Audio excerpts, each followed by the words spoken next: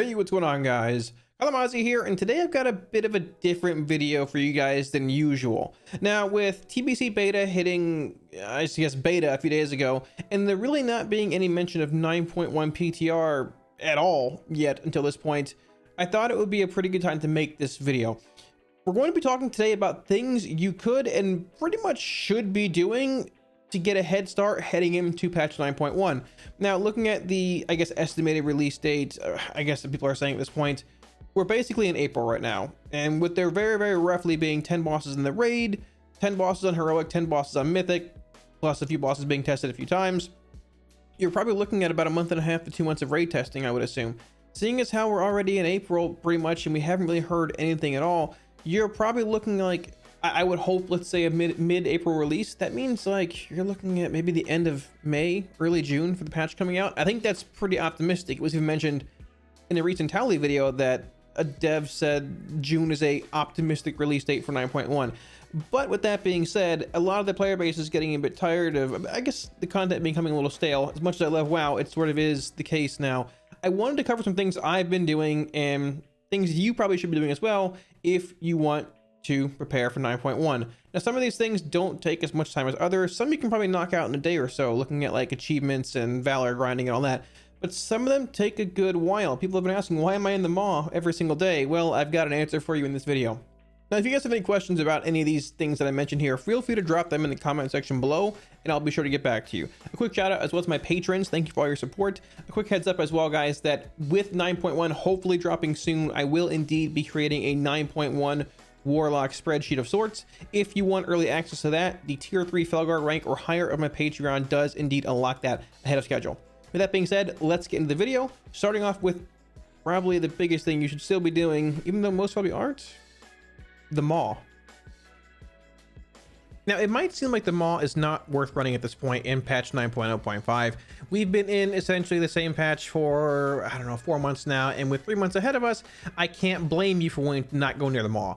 But the big thing is that, number one, conduits. Even though there are a handful of potency conduits dropping inside of Castle Nathria, there's still the chance to get your max 226 conduits now, which will indeed be relevant over the next 3 months. If you're not truly trying to min-max your character's progression or actual DPS, then I suppose that's one avenue that you don't really need to explore as far as the maw is concerned. Keep in mind, each random Covenant conduit reroll does cost 1900 Stygia, which is not really that much from Venari. It's roughly about a day and a half or so. I typically average about 1000 Stygia killing rares and doing the dailies every day.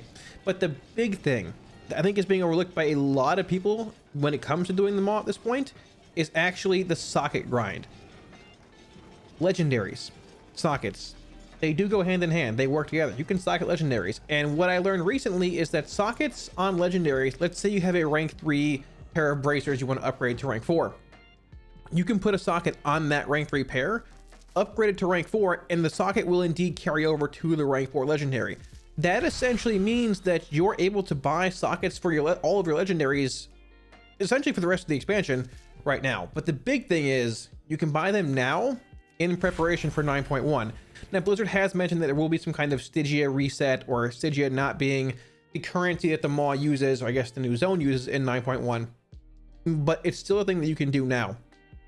For example, an actual socket grind takes me roughly about, I'd say about 5-6 days, depending on if there's a reset or not, and with a reset brings 3 quests for 2100 Stygia, give or take. But if I'm able to get 4 to 5 extra sockets now on my legendaries, or pieces, not even just legendaries, pieces of gear that need sockets that I wear in different legendary sets heading into the next patch, that's so incredibly relevant. If there's a conversion of about the same Stygia to whatever currency there is in 9.1, 5 sockets is 35,000 Stygia. That saves me about 3.5 weeks worth of grinding towards those 5 sockets, for example, in patch 9.1. and whatever new zone the maw actually brings. Now, it might not seem like a whole lot right now, but looking at, seeing as how we really don't have a whole lot to do, and the maw is still relevant at this point, it's one of the biggest things I would still recommend doing, even though I understand at this point, not everybody really wants to spend a lot of their time in the maw grinding Stygia. The second thing that I want to mention is just Torghast. Not necessarily twisting corridors, but actually just running Torghast every single week for your 1120 soul ash. I believe that's what it is with 2 wing clears every reset. 1120 soul ash is a pretty good bit. You can see right here the conversion rate. You can basically make or acquire enough soul ash through Torghast every week to either make a rank 1 legendary or upgrade from rank 1 to rank 2, 2 to 3, 3 to 4, etc.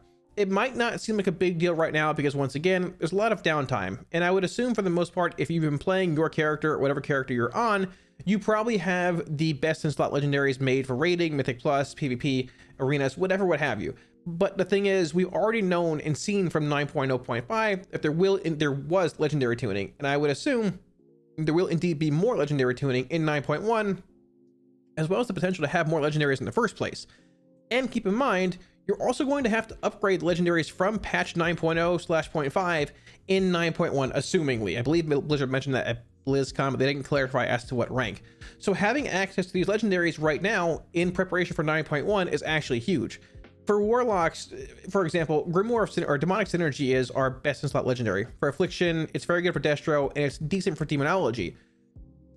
But the thing is, there's a handful of legendaries like the Double Chaos Bolt one, like Wrath of Consumption, like the Grim Inquisitor legendary, like other offset pieces that aren't necessarily BIS, but they could be good in certain settings, like Wrath of Consumption, like Malefic Wrath. And number 2, those legendaries, or I guess more so the underperforming ones, very well might see changes or just be buffed in patch 9.1. So having them all crafted, even if it's just rank 1 or rank 2, or even having a few at rank 4 or rank 3, makes a huge difference, because Blizzard mentioned in one of the interviews at BlizzCon there's not really a plan for any kind of soul ash catch up, which means that if you're not keeping up with Torghast as of right now, you're probably falling behind and hurting yourself a bit heading into, I guess, or prepping for 9.1. Now, I know the Torghast hasn't been the most exciting thing as far as my own viewpoints on it. I think it's certainly fallen short of what it was in alpha and beta. That's a different video in itself that hopefully I will be making over the next few weeks here. But regardless of that, Torghast takes, I would say, max an hour for both wings every single clear reset, as long as you're not incredibly under gear at this point. With the actual layers being account-wide unlocked now too, I personally don't feel there's really not a reason or excuse to not be doing Torghast every single week on a character that you might be playing in 9.1 to any relevant level of progression. Now, putting aside the Soul Ash weekly grind from Torghast, twisting corridors is also something you probably should be looking at doing if you haven't completed that as of this point. Myself, I've been pretty lazy with it. I actually just finished layer 8, I think last week, for the creeping corridor mount, and I can say it makes a world of a difference in the Maw. Now, Blizzard has mentioned in 9.1 that you will indeed be able to mount in the Maw, but I don't believe they've clarified as to when, if it's locked behind any kind of Renown like gating system, or if you can just do it off the bat. They also haven't clarified the, I guess, the state of mounts or mounting in the new zone in the Maw either. So the creeping corridor mount, or I guess the one you can craft from the Maw itself through the weekly questline, could indeed be even more relevant than people are thinking right now heading into 9.1. Twisting corridors took me about, I think, like 6 hours, give or take, on stream.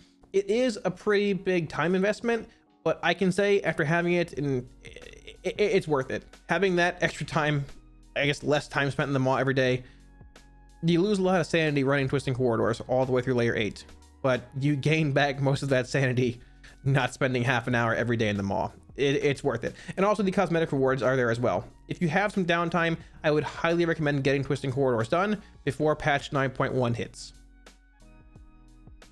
I feel one of the most overlooked systems in 9.0 and even 9.0.5 is actually your Covenant Hall's mission table. Now, similarly to BFA, Legion, even WoD before, when the actual mission table was really OP, you're going to want to have your followers level up as much as possible heading into 9.1. 9.1 is most likely going to bring with it an extension upon the Covenant missions, the campaign missions, and just the gearing missions itself. Even at this current point in time, there's a handful of really relevant trinkets and pieces of gear you can get from them. Bells, Wakener's Fronds, random pieces of gear on alts that are actually really powerful on their own. Now, even excluding that, you have augment rune missions, which vary from 3 to 6 runes, I believe, and each rune's about 1,000 gold on my server, which is guaranteed to climb when progression for the next raid tier starts. Leveling missions have recently been changed too to give anywhere from 1,500 to 2,500 baseline experience, which is a great catch up for followers that might be a little bit behind, or even your high level guys, but you haven't pushed to max level yet. Now, on top of all that, you also have the Soul Ash and Stygia missions, which are incredibly relevant at this point in time, even though they might not seem like it. Once again, more Soul Ash means more legendaries, higher ranked legendaries heading into 9.1, which saves you, I guess, more time, gets you more power gains. It won't really save you time in Torghast because you're going to be doing that in the first place, but it's just a higher overall individual player power level, which is what you really should be looking for. Those small little incremental gains in this current patch, which can set you up for 9.1. Even when it comes to the baseline Stygia, it might not seem like 500 is a lot, but keep in mind, you're potentially going to be grinding out 4, 5, 6, maybe 7 extra sockets if you're really, really going hard here for your legendaries, for your off pieces of gear that you'll wear with different legendary sets on. There's a lot to actually still do here. And if you factor in 2 to 3 Soul Ash missions per week as well, we've seen upwards of 3. That's 200 to roughly 500, I believe, extra Soul Ash per week. That adds up quickly. That can be essentially an extra, like a third wing of Torghast per week. Even if you get half of that, that's still, over time, it adds up. That equals higher ranks legendaries again, more legendaries, which is a better, it puts you in a much better spot for 9.1 instead of being in a place of, okay, I might want to make this legendary for this fight, but I want to have this here because you skipped Torghast because you didn't do your table in 9.0. I feel like the mission table has been incredibly overlooked in 9.0, 9.0.5, but the good thing is there's still time to catch up and get your table in a good spot heading into 9.1. Probably the biggest thing you can be doing in preparation for 9.1, and this is most likely going to warrant a video on its own, is pushing every single Covenant's Renown to level 40, which is the max, before 9.1 actually hits. This is a much longer, much more challenging task than, say, doing the Maw or running Torghast per week. But if you're truly looking to try and min-max your character's power level heading into the next patch, I feel personally it's certainly worth doing so. Now, there has been mention of this taking roughly 2 weeks to do, but that is not necessarily the case. It's a 2-week long quest line, which is separated essentially by a reset, which means that if you can essentially do the first part of the quest line on a Monday night, then have reset come in and do it the next day on a Tuesday to swap to an opposing covenant. Now, most of the things that you actually have for your current covenant will not follow you over. The only things that really do are going to be your conduits, which are universal. They'll follow you to every single covenant, and the universal followers you have, like Croman, like Meatball, that you get from Torghast and other random sources. The followers that you have from, let's say, the Night Fae Covenant campaign, well, they won't follow you over. The actual Covenant campaign itself needs to be redone as well. You will indeed start at 1 Renown. You will not have the actual Covenant specific conduit either, nor will you have all 3 soul mines. You have to do the entire campaign. But the good thing is that Renown is not too hard to catch up on. You can acquire Renown from calling boxes, your daily emissary box-esque system in Shadowlands, from dungeons, whether it be Mythic Plus or Mythic Zeros, and Renown also drops from raid bosses. Now, I've heard roughly it takes about a week and a half, give or take, to get from Renown 0 to 40. That could be a bit off. I have not done it myself yet. At a certain point, I will.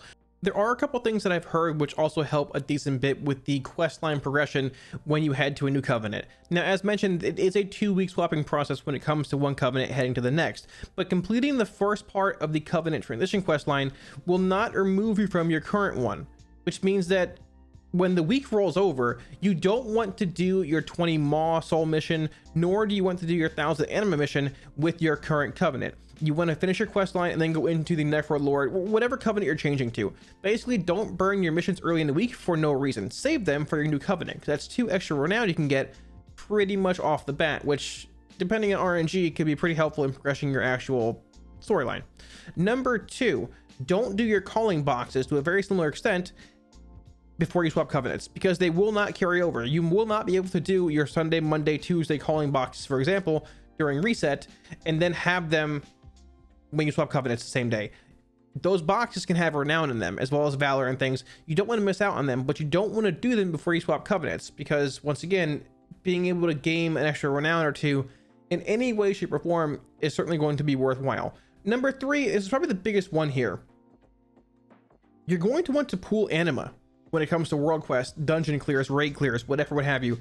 Whether you keep it in your bank or in your bag, if you're not trying to upgrade your sanctum anymore with your current covenant, before you swap to your new one. It's not going to carry over. The Anima Reservoir, let's say for in the Night Fae Covenant, is not going to become the Necrolord Anima Reservoir.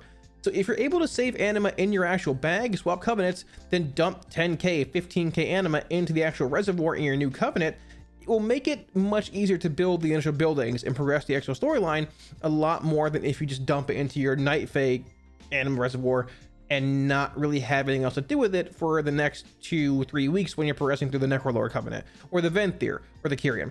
So there's a few little ways you can play this and game this, but I think personally this is definitely going to be the play if you're looking at progressing at a relatively high level heading into 9.1. It might not seem like it's actually worth the time or the effort that you should need to put into this, but I really truly feel that it will be.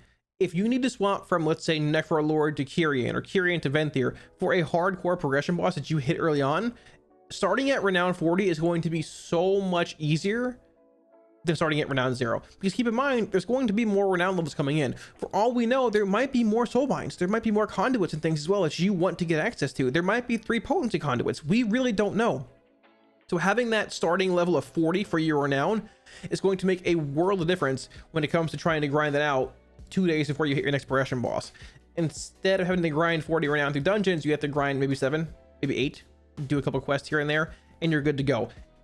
Also, seeing as how we have 3 months of downtime, I would assume 2-3 months, give or take, it's probably just going to be something fun to do in the game as well. This might seem like a pretty obvious thing to do in between patches, but I think it's definitely worth highlighting looking at how gearing actually went in 9.0 as well. Number one, if you're looking to come back to raid in 9.1, this is a great time to find a guild. If you're looking to take a step up into a higher end guild, this is also probably a very good time to look for a guild right now. Typical to every tier, you encounter a lot of burnout. I think heading from a year or so of Nilotha farm into a new expansion dropping into just what 9.0 fully entailed, less gear dropping, Nathria being 10 bosses, and a couple of them being a bit of a disaster, and the tier just taking a lot longer than it actually people probably thought it would, really burnt a lot of players out. You see it every expansion, but I feel like Shadowlands had a pretty significant increase in the first tier burnout compared to BFA, compared to Legion and other expansions. With that being said, a lot of guilds are indeed recruiting. If you are interested seriously in finding a better guild or just like coming back to the game, this is a great time to do it. If you can avoid it, you don't want to be trialing in a new guild heading into a new tier. You'd much rather have your trial done, pass or fail, and then just know what you're getting into when 9.1 actually hits. Now, in addition to that, making gold and having gold going into a new patch is very, very important. Looking at how gearing was in 9.0, yes, there have been a few gearing changes here and there. You had basically conquest gearing and you had BOEs. Valor wasn't a thing. And if Valor stays in its current form, Valor is probably still not going to be anywhere near as relevant as Conquest is, barring a few BIS items or good items like a ruby, trinkets, maybe weapons here and there, as Conquest is. Now, I would assume there's probably a bit of tweaking done to Conquest and raiding and RBGs heading into 9.1, but having gold is very important. Number one, for raid BOEs. BOEs were arguably the best source of gearing outside of Conquest for the first few weeks of Mythic Castle Nathria. There were more gear dropping from trash than there was bosses. And, well, you actually saw a lot of guilds just going in and straight up farming trash on raid nights instead of progressing on bosses because they knew they didn't have the DPS, they didn't have the gear. Or just off nights, they go in and farm trash and they get more gear drops to actually killing bosses. Now, once again, that has been changed. There is a higher chance of weapon tokens to drop, and there has been an increase of one item dropping per boss kill. But regardless, having gold for BOEs and just gearing, whether it's like carries, like buying carries PvP in 2s and 3s, BOEs, is going to be very, very important if things stay the way that they were, or even similar to the way they were in 9.0. I know recently there's been a huge spike in the amount of buyers looking for plus 15s, looking for just a complete circuit through all dungeons to unlock their Keystone Master, Conqueror, Master, whichever one is the 15 achievement, to upgrade items to a max eye level, because number one, the achievement is account wide, so it's a great way to gear alts if they're behind on gearing, and number two, just to get it done in general for the mount, for Valor upgrades, whatever, what have you. Selling 15s is a great way to make gold at this current point in time. You can also make gold through random raid sales, whether it be with your guild or with other communities that have organized sales together. If you're great at RBGs or arenas, you can sell 2s, 3s, 4s. You can even just make gold through raw farming. I know a handful of people who just love farming. It's basically all they do, and they're rolling in gold. They might not be the most geared from the tier starts because they don't raid, but they're able to buy the BOEs, they're able to buy the big mounts, they're able to buy whatever they want when the new patch comes out and not care because it costs them 1/20th of their gold pool, and they'll make it all back in 2 or 3 days. Having gold heading into a new patch is a very, very, very important thing, and right now is a great time to take advantage of sales. And one final thing I think is definitely worth mentioning here is just leveling alts, playing alts, getting them ready for 9.1. Now we don't have 9.1 PTR as of yet, but similar to 9.0.5 PTR, there's going to be a handful of changes to legendaries, class tuning, conduits, soul mines. I would assume basically everything that can change for classes is probably going to be getting looked at in some way, shape, or form. If there's a class or two that you're eyeing right now that you've really enjoyed looking at how they play function over the course of 9.0, now is a great time to jump in, level that character, get it going, get it geared through Valor, get it geared through Conquest, however we just talked about, and have it ready for 9.1. We're probably going to be in PTR, I would assume, for a couple months, looking at the normal baseline raid testing schedule. There's supposed to be 10 bosses in the new raid, assuming what they mentioned at BlizzCon is true, which means they're probably going to be testing about 24 bosses, 10 on Heroic, about 14, 15 on Mythic. And seeing as how they normally test 4 per week, we're probably looking at, honestly, we're probably looking at about a month and a half of raid testing, give or take a little bit, if they stack bosses. We're going to have a lot of time in PTR, which means if you're not playing in PTR, there's going to be a decent bit of downtime on retail between those. But actually leveling alts and gearing them up with how easy it is to do right now, BOEs are cheap, Valor's account-wide, Conquest gearing, whatever, what have you. If you're in a guild, I'm sure at this point, if you're farming bosses, they probably won't care for bringing an alt into the raid. And hey, bring a priest into the raid. Bribe your GM with PI. Why not? It's the best way to get a priest into the raid. I think at this point in 9.0.5, it's a great time to take a step back, level a few alts casually, test out Threads of Fate. I think you'll be pleasantly surprised how easy it is, and it's a change of pace. It's the breath of fresh air. Leveling alts is probably the last biggest thing I would recommend looking at in prep for 9.1. Thanks for watching, guys. Now, I know there's probably going to be a decent bit of downtime, as mentioned, between now and patch 9.1 actually releasing on live servers. But with that being said, I would assume that, I optimistically, hopefully assume that we're going to see 9.1 hit PTR within 2-3 weeks, maybe a month max. That still means probably a lot to actually build upon on Blizzard's end for 9.1, but when systems are more fleshed out and more things are actually coming out, once we get the other zone in the maw, once we understand what legendaries look like, what rank we can push them to, what's going to happen with Soul Ash, what's going to happen with Valor and your covenants and your followers and your sanctums, things will change. There's probably going to be a handful of things you should be doing once we find out more, in addition to what I actually mentioned in this video. Either way, let me know what you guys think of it in the comment section below. If you have any suggestions of your own, also feel free to drop them down there as well. I'm definitely still open to some, and even though I put a good bit of time into researching this video, there's probably a few things that I missed here and there. Any Week Wars profiles or add-ons you see, you can grab for free off my Twitch. If you want to swing by, hang out, ask any questions anytime, feel free to do so. If you guys want to see more WoW content and help support the channel, be sure to smash the like and subscribe buttons below. It helps out a lot. Thanks again, dudes, and I'll catch you all again soon on stream. Peace.